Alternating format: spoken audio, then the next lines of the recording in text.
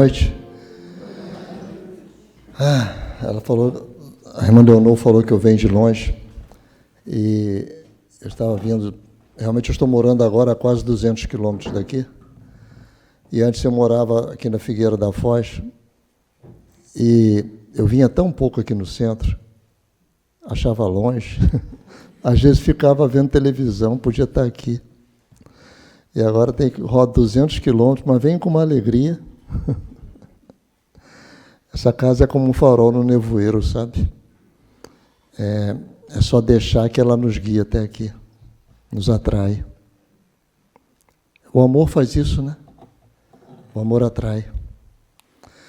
Mas, antes de nós entrarmos aqui no primeiro quadro, eu gostaria de ler 2 passagenzinhas desse livro e contar uma breve história. O livro é Com 5 Pães e 2 Peixes. O médium Carlos Bacelli psicografa para o irmão José. De fato, quem de fato deseja servir, olhando à sua volta, identifica o serviço e lança mãos à obra. Não alega que o trabalho é incompatível com as suas possibilidades. Não o rotula de insignificante, nem espera por tempo mais propício. Disputando o privilégio de ser útil, começa a agir de imediato e deixa a conversa para depois. A outra passagem, quase chegando lá. Tens auxiliado a muitos, a outros, porém, nem tanto. Realmente, tens feito consideráveis progressos no campo da caridade. Quase metade daqueles que te estendem as mãos algo tem recebido das tuas. Tens te revelado mais tolerante e compreensivo. No trato com as pessoas, melhoraste bastante o teu vocabulário. Quase metade das palavras grosseiras que dizias, tu já não dizes mais. Persevera. Se tudo continuar correndo bem, na próxima encarnação, de novo estarás quase chegando lá.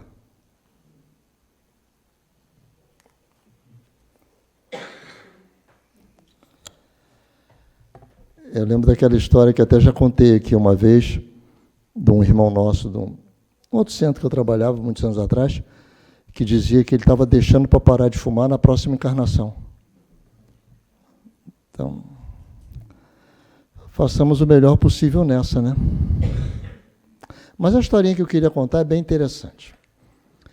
É a história de um rapaz que foi criado pelo pai e ele não tinha notícia da mãe.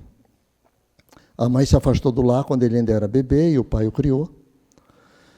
E com agora os recursos da internet, né, depois de muito pesquisar, ele conseguiu descobrir que a mãe morava numa cidade, mas do outro lado do país, muito distante. E ele disse para o pai, eu queria conhecer minha mãe. E o pai, não vai, não vou ajudar, não vou colaborar. E o rapaz, ainda adolescente, disse, então eu vou sozinho. E saiu pela porta fora, sem dinheiro no bolso, e foi pela estrada pedindo carona, pedindo boleia, né? Mas logo a dureza da estrada chegou, né? Frio, fome, sede, falta de abrigo. E ele foi caminhando, e começou realmente a passar necessidade, passar dificuldade. E uma noite que ele estava na estrada, de muito nevoeiro, estava frio, e ele viu uma área de serviço já apagada, já tinham desativado ali, tarde da noite, e ele se aproximou tentando achar um lugar para beber água, talvez para se abrigar, e havia um guarda, um vigia noturno ali, que pensou que ele era um ladrão e começou a espancá-lo. E batia nele, chutou, bateu, até que ele conseguiu a fugir, e depois ele voltou escondido e conseguiu entrar na casa de banho, e ali ele passou a noite, estava suja, e ele pensando que nunca lhe havia faltado uma casa, uma cama, comida na casa do pai, mas ele havia saído e estava ali enfrentando aquela situação. E no outro dia ele continuou a caminhar, mas já estava no final das suas forças. Então ele foi passando numa cidade onde tinha uma oficina de caminhões, de carrinhas, de carros de transporte grandes. E já estava no finalzinho do dia, e na porta da oficina tinha um homem sentado numa cadeira, num banco, tomando café. E o homem disse para ele: ei, garoto, vem cá. E ele ficou pensando assim, ele olhou para ele mesmo, estava tão sujo, ficou com vergonha de chegar perto do homem. E o homem disse: vem cá, vem cá. Ele foi e sentou do lado desse homem. E o que você está fazendo aqui? E disse: contou a história, né? Estou indo procurar minha mãe, etc. e tal. E o homem falou: pois é, eu trabalhei hoje o dia inteiro, estou tão cansado, minhas mãos estão doendo tanto. Faz o seguinte, espera aqui um pouquinho. E o homem deu mais um pouco de café para ele, entrou na oficina. E tinha alguns caminhoneiros ainda por ali, até porque do lado tinha um bar. E passou uns 30, 40 minutos, lá vem o homem, passa por ele, espera mais um pouquinho, e voltou lá para dentro da oficina. Passou mais um tempo, vem um caminhoneiro e disse: garoto, você que quer ir lá para aquela cidade lá? Ele falou: sim, sou eu. Então vamos comigo. O rapaz falou: mas eu não tenho dinheiro para pagar o senhor. Não, o mecânico lá consertou meu caminhão e disse que é para eu levar você. Então aquele homem, aquele mecânico, deu a única coisa que ele tinha para dar. Ele não tinha dinheiro. Ele deu o trabalho dele. Estava cansado depois de um dia inteiro, mas reuniu forças, foi lá, consertou mais um caminhão que já estava para consertar no dia seguinte, foi lá, consertou logo. E assim conseguiu ajudar aquele rapaz. Então, com essa história na cabeça aqui, no nosso pensamento, e com esses 2 trechinhos do livro que eu li, eu convido então os senhores e as senhoras a nos acompanharem na passagem desses quadros. Isso para mim é novidade, é a primeira vez que eu estou usando isso aqui. O Luiz me deu uma aula. Então vamos lá. Jesus sentou-se em frente do lugar onde eram colocadas as contribuições e observava a multidão colocando o dinheiro nas caixas de ofertas. Muitos ricos lançavam ali grandes quantias. Então, uma viúva pobre chegou-se e colocou 2 pequeninas moedas de cobre de muito pouco valor. Chamando assim os seus discípulos, Jesus declarou: afirmo-lhes que esta viúva pobre colocou na caixa de ofertas mais do que todos os outros. Todos deram do que lhes sobrava, mas ela, da sua pobreza, deu tudo o que possuía para viver. Essa passagem traz vários ensinamentos, com destaque para o emprego de todos os nossos recursos e esforços na prática da caridade. Não se deve entendê-la de maneira restritiva, pois o Mestre demonstra as ações amorosas, edificantes e caridosas ao nosso alcance, deixando claro que há mais valor em dar aquilo que nos é necessário do que ofertar aos outros apenas o nosso supérfluo. Eis a parte mais importante da passagem bíblica. Alguém já ouviu falar que Jesus tivesse dinheiro? Que tivesse dado dinheiro para alguém? Deu roupa para alguém? Quando ele deu pão, deu vinho, foi porque multiplicou, né? Porque fez ali algo fantástico e conseguiu alimentar a multidão. Mas, entretanto, o que ele deu já tem mais de 2000 anos e está aqui nos marcando, nos orientando, nos ajudando, encaminhando. Já evoluiu milhões de espíritos com o que ele nos deixou, que foi o quê? Palavras, exemplos, ações. Nada mais do que isso. Essa frasezinha final aí é muito importante. De tudo isso que nós vamos passar agora, nos próximos quadros, o mais importante é: a viúva deu o que lhe fazia falta. Cortou um pedaço da própria carne, como escreveu Shakespeare. E ali, então, ela ajudou alguém. Vamos seguir. Riqueza material. deve ser usada para o progresso próprio e para a caridade com os nossos semelhantes, com bom senso e justiça. Quando temos apenas o necessário, somos tocados no íntimo pela necessidade do outro, de forma que queremos supri-la antes da nossa, estaremos tomados pelo sentimento de abnegação, fraternidade e amor ao próximo, superando o egoísmo. Essas situações aceleram o processo evolutivo. Achei essa frase muito interessante. Aceleram o processo evolutivo. O espírito, a pessoa, age como agem os espíritos mais evoluídos. Ela entra no padrão vibratório daqueles que estão mais avançados. Ela entra em sintonia. Não é errado usufruir da boa condição financeira, conquistada com trabalho ou herdada, para viver de forma mais confortável, segura, agradável. Mas há de se separar uma parte da fortuna para desenvolver ações práticas e objetivas que mitiguem os sofrimentos da pobreza alheia. Se pegarmos toda a riqueza do mundo e distribuirmos entre todas as pessoas, todos continuarão pobres. Terão talvez alguns dias de melhoria na situação. Mas depois faltará novamente. Não é simplesmente distribuir toda a riqueza. Não é simplesmente dar tudo que tem. Por vezes é mais importante se abrir um posto de trabalho, se criar uma situação em que se possa dar emprego para mais alguns pais e mães de família, do que simplesmente se pegar o dinheiro e sair distribuindo na rua. Por vezes é mais importante... Lembra-se da história daquela senhora que visitava a casa da família pobre, ninguém sabia quem ela era? Ela ali levava alimento para a família, levava roupa, mas depois ia visitar o pai que estava no hospital para dar consolo a ele, para contar que estava tudo bem em casa, tudo bem com a família.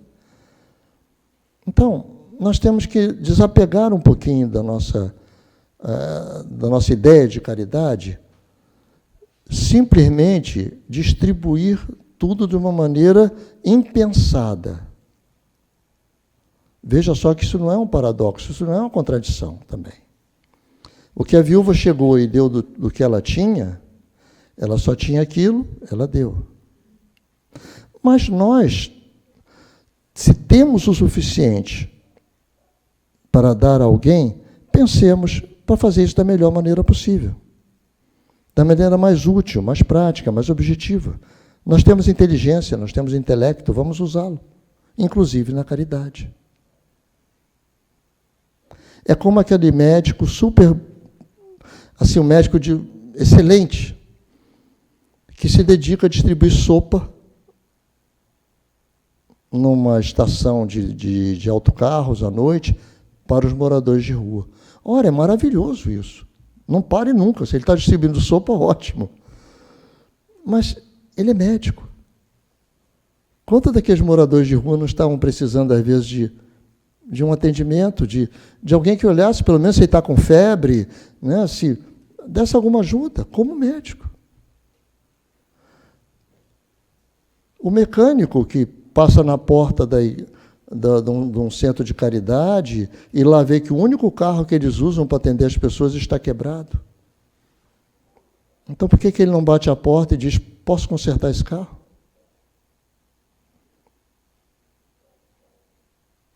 Vamos continuar.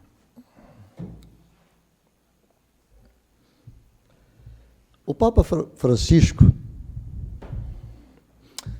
em 10 de dezembro de 2023, na Praça de São Pedro, lá está ele na foto, lá em cima, na janelinha, ele rezou com milhares de fiéis a oração do Ângelus e comentou o trecho do evangelista Marcos, que fala de João Batista, o precursor de Jesus. Fez a seguinte pergunta: a minha vida é sóbria ou repleta de coisas supérfluas? Libertar-se do supérfluo para compreender aquilo que é realmente importante diante de Deus é, segundo o ensinamento deixado pelo Papa Francisco, uma das principais mensagens do Evangelho. O supérfluo não é apenas o sapato a mais. A pessoa tem já 50 sapatos, ainda compra mais um porque combina com aquele casaquinho que acabou de ganhar de presente. Não estou referindo só a isso. Certo que, às vezes, com o preço daquele sapato caro, dava para comprar vários sapatinhos baratos para distribuir para os pobres, né? Mas isso aí vai na consciência de cada um. Mas o supérfluo, por vezes, chama-se ociosidade. O supérfluo do tempo. Por vezes nós vamos jogar um baralho aqui, vamos jogar, né, cartas. Como é que se chama isso? Chama-se passatempo. Não temos nada para fazer, vamos jogar cartas. Não temos nada para fazer, mas espera aí. Quem disse que não há nada para fazer? Não que não possamos ter nossos momentos de lazer. Tem que haver sempre o equilíbrio. Mas a pessoa que se dedica exageradamente ao lazer, será que ela não está deixando passar oportunidades ricas? Porque a nossa passagem aqui pela Terra, ninguém sabe quanto tempo vai durar. E quando chegarmos ao outro lado, será que não vamos pensar assim, puxa, podia ter aproveitado mais, podia ter feito mais, podia estar voltando para a pátria espiritual com mais avanço, com mais riqueza espiritual, com mais evolução, com mais conhecimento, com mais boas tarefas realizadas.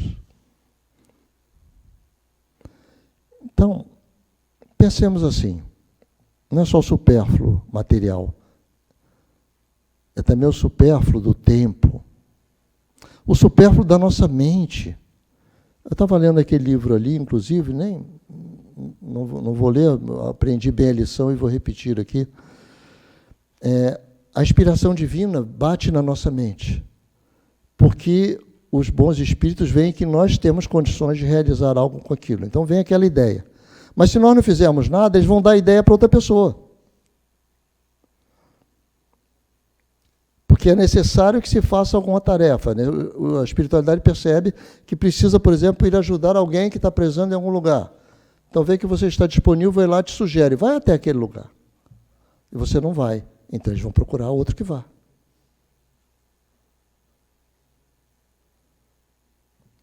Vamos seguir.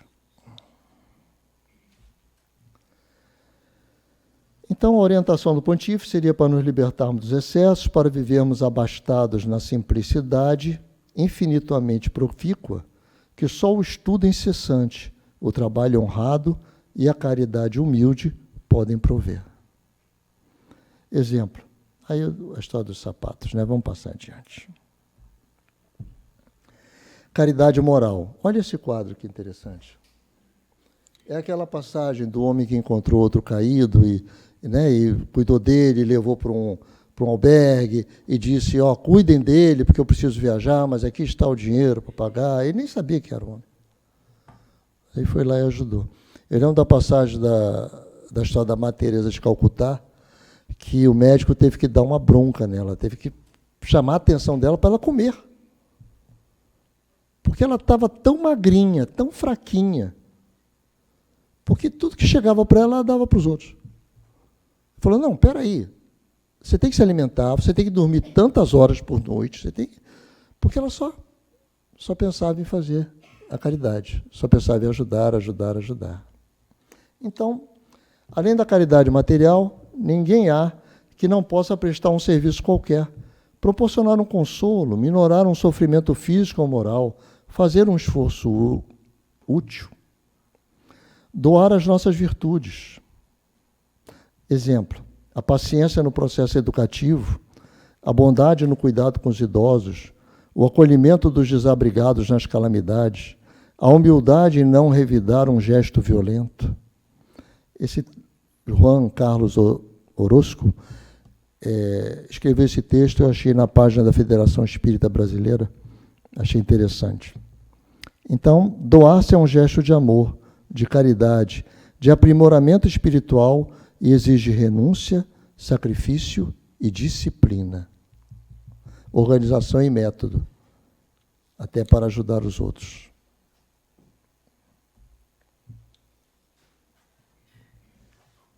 ultrapassar o cansaço, o desânimo, a própria dor para cuidar de outra pessoa. Toda mãe sabe o que é isso, né? O médico, o advogado, o eletricista, é aquilo que nós falamos.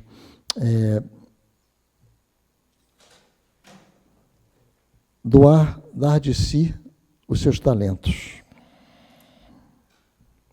Benevolência e indulgência. Livro dos Espíritos, questão 886. Benevolência para com todos, indulgência para com as imperfeições alheias, perdão das ofensas.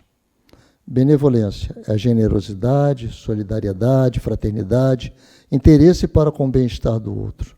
Indulgência, capacidade de aceitar as atitudes alheias, não julgando seus equívocos, saber lidar com as imperfeições alheias e compreendê-las. Passou pela cabeça daquela viúva, ao doar aquelas moedas, se aqueles religiosos, aqueles gestores daquela casa de oração, iriam usar aquelas moedas para isso ou para aquilo? Ela perguntou, eu só estou dando as 2 moedinhas que eu tenho, mas vocês realmente vão ajudar os outros, né? Não vão gastar isso comprando vinho para beber, não, né? Não vão gastar isso comprando uma roupa nova, não, né? Vão ajudar os outros mesmo. Passou pela cabeça dela isso? Pelo menos não consta no Evangelho. Ela deu. Deu o que achou que podia, o que tinha no coração, e pronto. Não perguntou. É como aquela pessoa que alguém vem lhe pedir uma ajuda na rua e ele diz, não vou dar não, porque esse camarada vai comprar bebida alcoólica com isso, vai comprar drogas. De certo, era melhor conversar com a pessoa, tentar orientá-la, né? Se puder encaminhá-la para uma casa de acolhimento para pessoas drogadas, para pessoas alcoólicas. Mas, de toda maneira, quando nós damos algo, é entre nós e Deus, não é entre nós e a pessoa que está recebendo. Nós não fazemos isso para receber nenhuma retribuição de Deus. Nós fazemos isso, quando eu falo entre nós e Deus, é porque a escada da evolução vai até Deus. É porque a força atrativa do Criador sobre todas as criaturas nos atrai para Ele. Quando eu digo que é entre nós e Deus, é porque nós estamos subindo degraus da escada. Não para receber algo em troca, não para ser pago, não se negocia com Deus. Ou você faz ou não faz.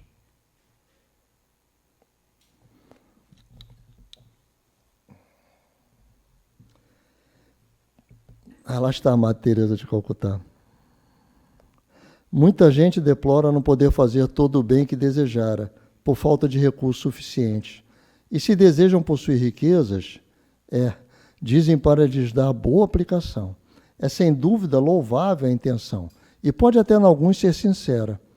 Dar-se-á, contudo, seja completamente desinteressado em todos? Não haverá quem, desejando fazer bem aos outros, muito estimaria poder começar por fazê-lo a si próprio? Por proporcionar a si mesmo alguns gozos mais, por usufruir de um pouco do supérfluo que lhe falta, pronto a dar aos pobres o resto? Esta segunda intenção, que esses tais porventura dissimulam aos seus próprios olhos, mas que se lhes depararia no fundo dos seus corações, se eles os perscrutassem, palavra difícil, perscrutassem, anula o mérito do intento, visto que com a verdadeira caridade o homem pensa nos outros antes de pensar em si. Esta segunda intenção, que esses tais porventura dissimulam aos seus próprios olhos, mas que se lhes depararia no fundo dos seus corações, anula o mérito do intento, visto que com a verdadeira caridade o homem pensa nos outros antes de pensar em si.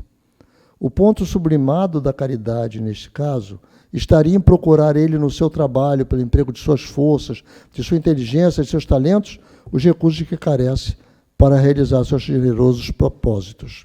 Do Livro dos Médiuns, essa parte.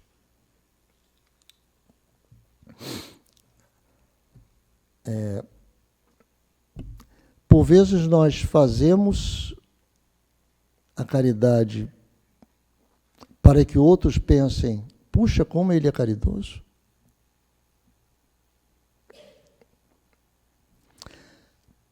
Às vezes eu vejo pessoas na televisão falando, olha, porque eu doei isso, doei aquilo, e eu fico pensando, pode ser que ela esteja fazendo isso para dar um bom exemplo aos outros, para dizer, olha, né, doe também, eu estou doando. E tomara que seja assim, que no fundo do seu coração ele não esteja fazendo isso apenas como uma forma de vaidade, apenas buscando ser exaltado, né, buscando ser melhor tratado, melhor considerado pelos outros. Que a caridade seja desinteressada. Que a vossa mão esquerda ignore o que faz a direita. Tende cuidado em não praticar as boas obras diante dos homens para serem vistas, pois, do contrário, não recebereis recompensa de vosso Pai que está nos céus. Assim, quando derdes esmola, não façais tocar a trombeta diante de vós, como fazem os hipócritas nas sinagogas e nas ruas, para serem louvados pelos homens. Digo-vos em verdade, que eles já receberam sua recompensa. Quando derdes esmola, não saiba a vossa mão esquerda o que faz a vossa mão direita, a fim de que a esmola fique em segredo, e vosso Pai, que vê o que se passa em segredo, vos recompensará. Essa passagem do Evangelho nos leva também a uma reflexão sobre a mensagem do Espírito de verdade e a mensagem de Jesus. Como nós sabemos, houve uma época em que Moisés trouxe leis muito duras, porque eram aquelas que o povo conseguia compreender. E Jesus nos trouxe a mensagem do é dando que se recebe, bem exaltada naquela prece que nem é de São Francisco de Assis, mas que foi vinculada ao nome dele. Mas o Espírito de verdade nos traz uma concepção de que você não dá para receber. Você não faz caridade para receber recompensas do Pai que está no céu. Como nós falamos ainda há pouco, os senhores já ouviram muitas vezes e tenho certeza que já compreenderam, nós damos não para receber, nós damos porque é assim que os espíritos de luz fazem. E nós queremos ser espíritos de luz um dia. E o caminho é esse. Então, se Deus vai nos dar algo, é Ele que decide. Eu não preciso ficar para Deus, olha, meu Senhor, Pai, eu estou com esse problema, aquele problema, o Senhor resolve para mim desse jeito, desse jeito, desse jeito e desse jeito. Quais são os 3 atributos de Deus? Onipresente, onipotente e onisciente. Deus sabe de tudo. Sabe o que nós precisamos. Coloquemos nossas orações também nos nossos desejos, ok. Isso até nos motiva, até nos incentiva a trabalhar mais, a lutar pelo que nós queremos. E não há dúvida que os mensageiros de luz vão nos ajudar naquilo que puderem. Mas não dê para receber.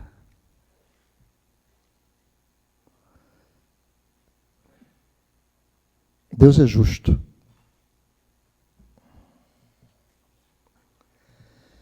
A beneficência praticada sem ostentação tem duplo mérito. Além de ser caridade material, é caridade moral, visto que resguarda a suscetibilidade do beneficiado, faz-lhe aceitar o benefício sem que seu amor próprio se ressinta e salvaguardando-lhe a dignidade do homem. No próximo quadro vamos ver bem isso. A verdadeira caridade é delicada e engenhosa no dissimular o benefício, no evitar até as simples aparências capazes de melindrar, dado que todo atrito moral aumenta o sofrimento que se origina da necessidade. A caridade sabe encontrar palavras brandas e afáveis que colocam o beneficiado à vontade em presença do benfeitor, ao passo que a caridade orgulhosa o esmaga. Isso está no Evangelho segundo o Espiritismo. O mais necessitado nem sempre é o que pede. O temor da humilhação retém o verdadeiro pobre, que muitas vezes sofre sem reclamar. É a esse que o homem verdadeiramente humano sabe assistir sem ostentação. Você ao ajudar uma pessoa, ela precisa saber que foi você que ajudou? Essa é a questão desses dois quadros. E, além de tudo, por vezes a pessoa se sente humilhada. Simplesmente deixamos que... Não é o meu, é? Não, o meu está no silencioso. Se deixamos... se simplesmente ajudamos a pessoa, sem fazer muito alarde disso. Olha, vem cá, eu vou te dar, o que você está precisando? Eu vou te dar isso, aquilo. A história do mecânico. O garoto estava precisando da passagem dele até outra cidade, ele foi lá, consertou o caminhão e nem voltou para o menino para dizer, olha, consertei o caminhão. Não, já foi o caminhoneiro que veio e disse, vamos embora, rapaz. Nem voltou lá para receber o quê? Um obrigado? Receber o quê? Um abraço? Não, é como foi dito, é entre cada um de nós, quem faz a caridade e Deus. E pronto. Não precisa você esperar que a pessoa agradeça. E se puder fazer de forma discreta, que ninguém perceba, melhor ainda. Sabe, aquela pessoa que chega assim, né, chama o outro no cantinho e vê o que está precisando e ajuda e pronto, e ninguém notou. Vai bem melhor, né? E aí, a frase, não se negocia com Deus. A abundância ou sacrifício que lhe ensejou a prática de uma ação caritativa fica entre você e Deus, assim como a necessidade daquele que recebeu a doação é entre ele e o Criador. Não se orgulhe nem se sinta credor de reconhecimento ou retribuições por parte do assistido, nem de milagres ou de salvação por parte do Senhor, por ter doado carinho, compreensão, abrigo, comida, agasalho, dinheiro, ou o que quer que seja. A caridade é peculiar à evolução e não à negociação. O caridoso está afinado com o estágio evolutivo superior ao daquele que ainda se revolve no egoísmo e na usura, dando para receber.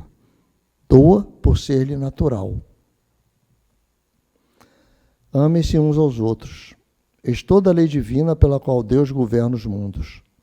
O amor é a lei de atração para os seres vivos e organizados, e a atração é a lei de amor para a matéria inorgânica. O espírito, qualquer que seja seu grau de adiantamento, sua situação como reencarnado ou na erraticidade, está sempre colocado entre um superior que o guia e aperfeiçoa, e um inferior perante o qual tem deveres iguais a cumprir. Como a corrente em cima da escada, né? Para que um elo suba um degrauzinho, tem que ser puxado pelo de cima e tem que puxar o que está embaixo. Sejam, portanto, caridosos, não somente dessa caridade que os leva a tirar de seus bolsos o óbolo que dão friamente àquele que ousa pedir-lhes, mas dirijam-se ao encontro das misérias ocultas, sejam indulgentes para com os erros de seus semelhantes. Aí está mais uma estampa muito bonita, uma gravura muito bonita da viúva. Em lugar de menosprezar a ignorância e o vício, instrua-os e moralize-os. Sejam afáveis e benevolentes para com todos os que lhes são inferiores. Sejam-no mesmo para com os mais ínfimos seres da criação, e terão obedecido à lei de Deus. São Vicente Paulo, Livro dos Espíritos, questão 888A. Então, voltamos à viúva. Voltamos àquela cena. Agora, imaginemos isso há 2000 anos atrás. Imagine a cena naquele templo onde as pessoas, os ricos, se juntavam para doar grandes quantias e acreditavam que quanto mais doassem, mais Deus os ajudaria. Isso era uma convicção, isso era uma certeza, isso fazia parte da fé daqueles homens. E Jesus diz que aquela mulher que deu as 2 moedinhas deu muito mais do que eles. para hoje, isso hoje para nós, que já lemos o Evangelho, já temos já ouvimos isso em outros lugares, está fácil, mas imagine na época, como isso quebrou toda uma forma de pensar, toda uma forma de se relacionar com Deus. E que cada um dos senhores, cada uma das senhoras, possa encontrar formas de ajudar os seus irmãos, que nunca lhes falte os óbulos para darem aos que precisam, e também que não passem necessidade por isso. Que sejam felizes, trazendo felicidade. Muito obrigado.